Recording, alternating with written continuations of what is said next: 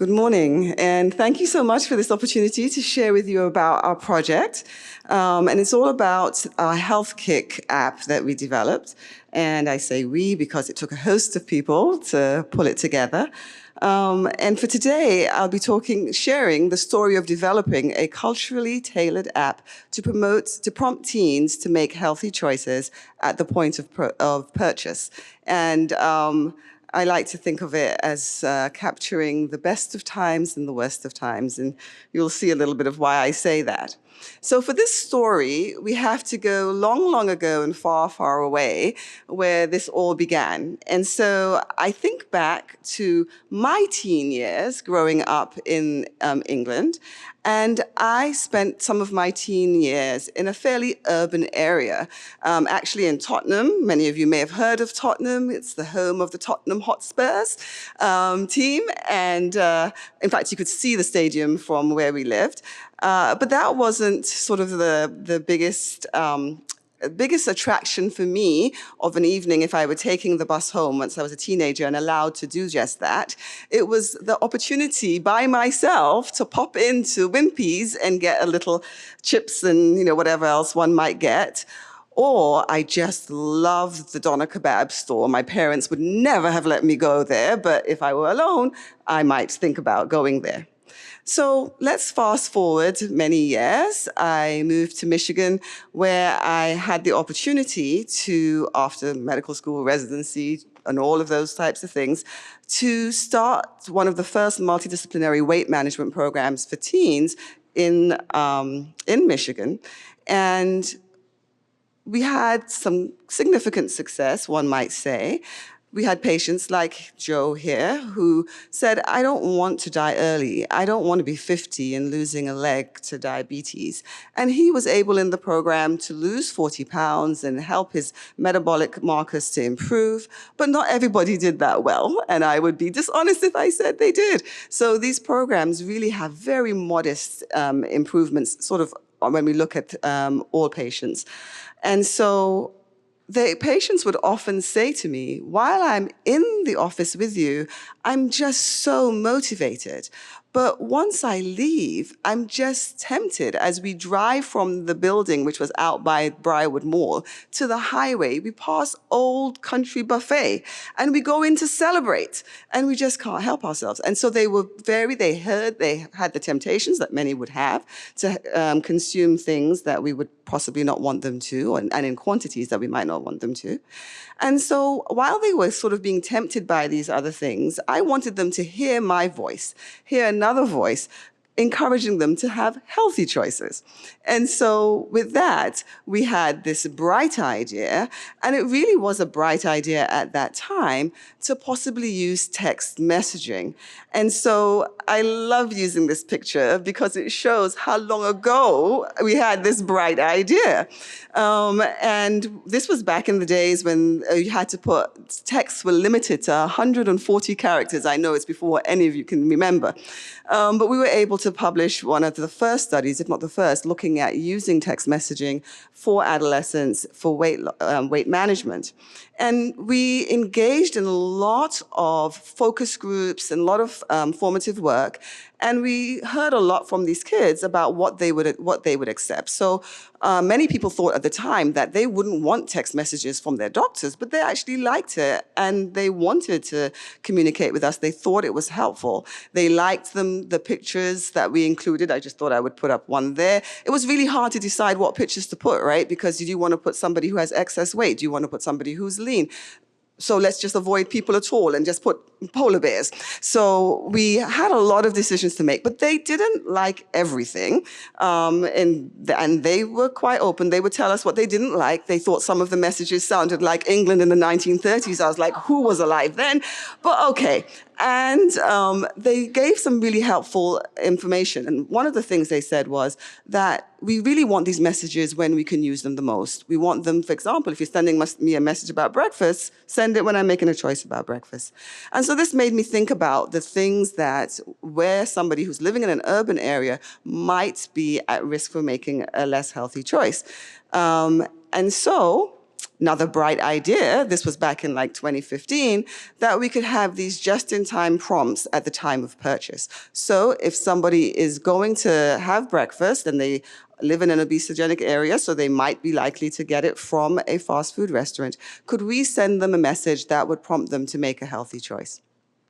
And here begins a series of unfortunate events.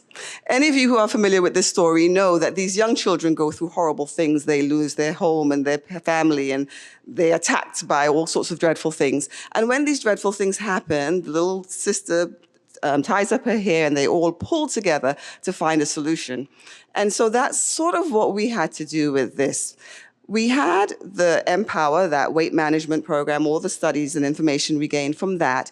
We got an STTR phase 1 to be able to build a prototype of it. And by the time we really wanted to sort of move this forward, all the technology that we used in the pilot study had become obsolete.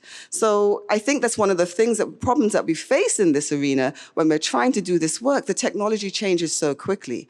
So we had to get additional funding, but we were able to use those pilot data to get R21 and STTR phase 2. But we did have to sort of develop it all over again.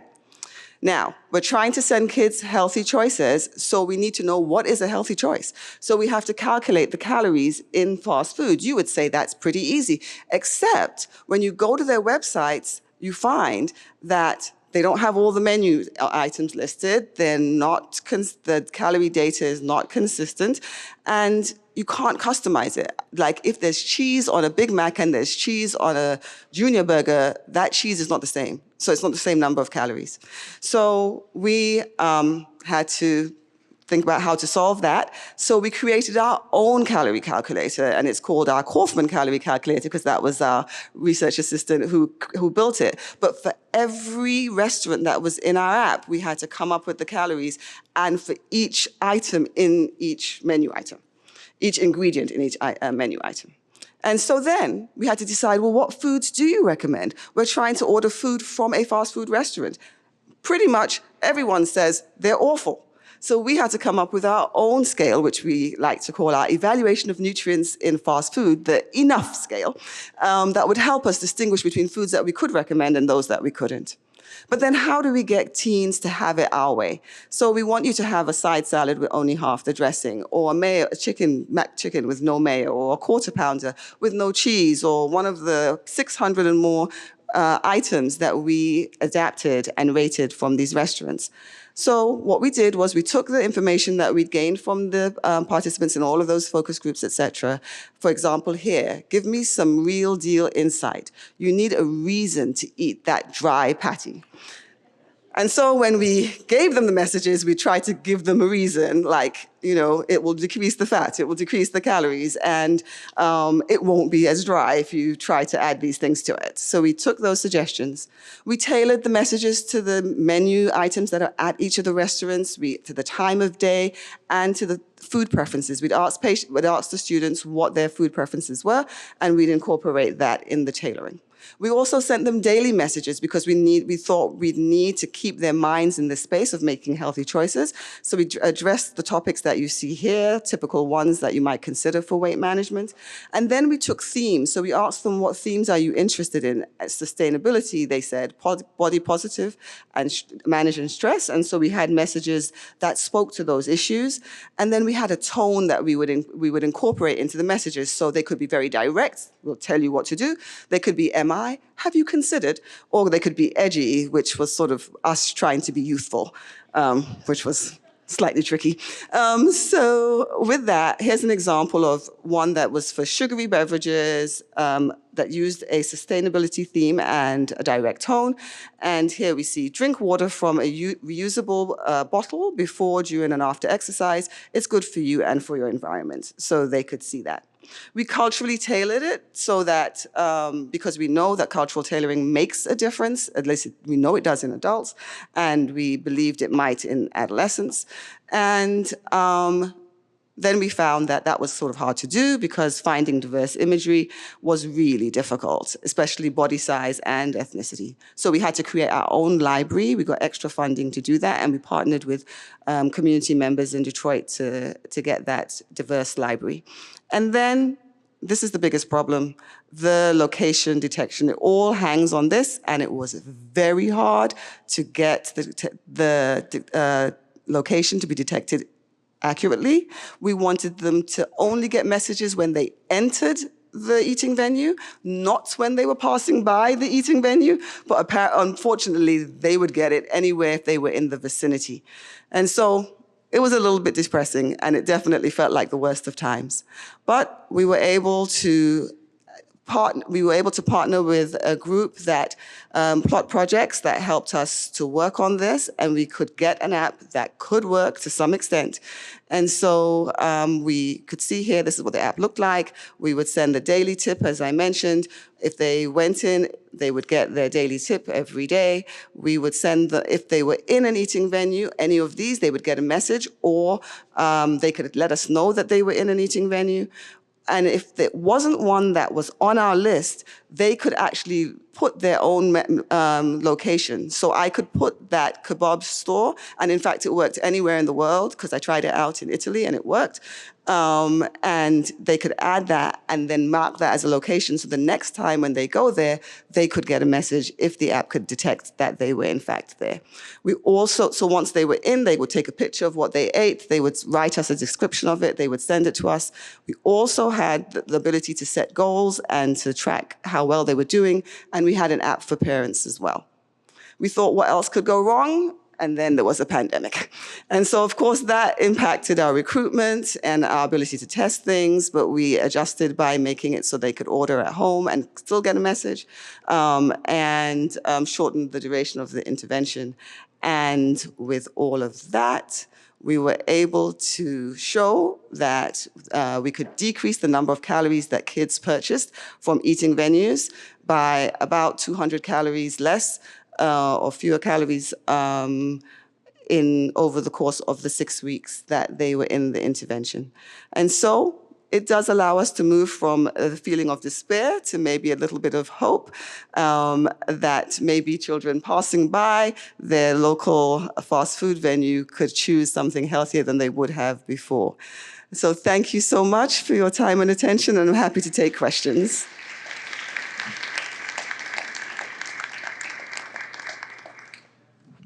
All right, questions. And we have a mic stand over there, or I can meet you where you are. Go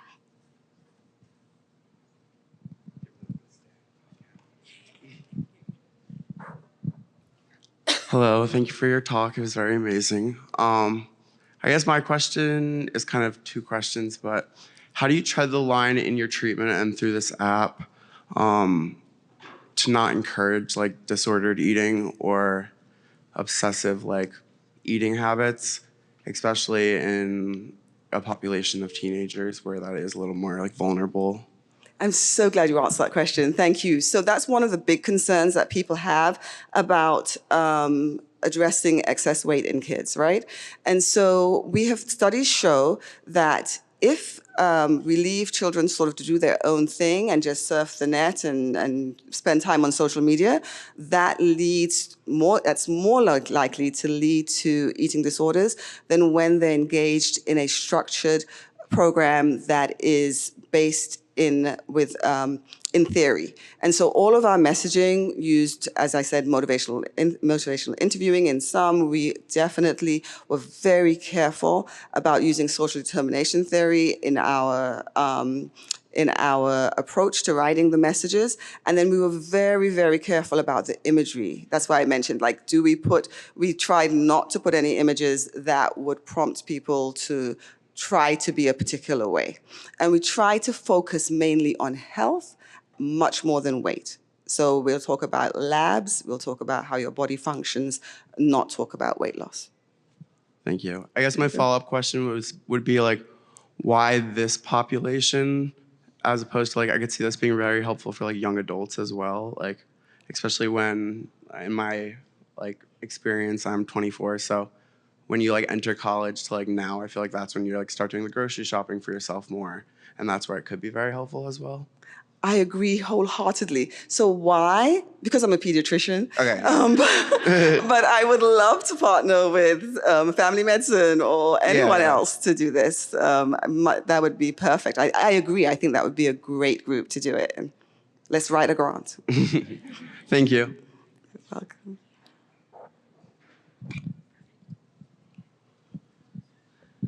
Yeah, this is a great talk, very interesting. Just wanted to ask how you were able to incorporate parents and caregivers and their own buy-in into this research program for their teens, if they were, prompted on encouraging them to engage in the study. I think I saw something on research reports, so curious about how they were involved. Thank you so much. So one of the things that the children said to us in our early focus groups is that they are not often the ones buying their fast food. It's their parents who are buying it on the way home. So that's why we put into this project definitely a parent component. So we had focus groups with parents as well. And then in their app, if they they could see the daily messages that their teen would get as well. And if they entered an eating venue, they would get a message saying, are you buying for your kid? And if they said yes, then they would get the same message that their child would get. And so we definitely wanted to build them in completely. But that was part of our downfall in one way, because the app didn't work very well with location. It was on the mom's phone and it was on the child's phone. And in one family, it was on the dad's phone and the other child's phone. And when they would drive down the main road, it would just start binging, binging, binging, because everybody's phone was going off with these messages. So we really need help with getting that technology correct. But for the messaging, yes, parents were definitely involved and eager to participate.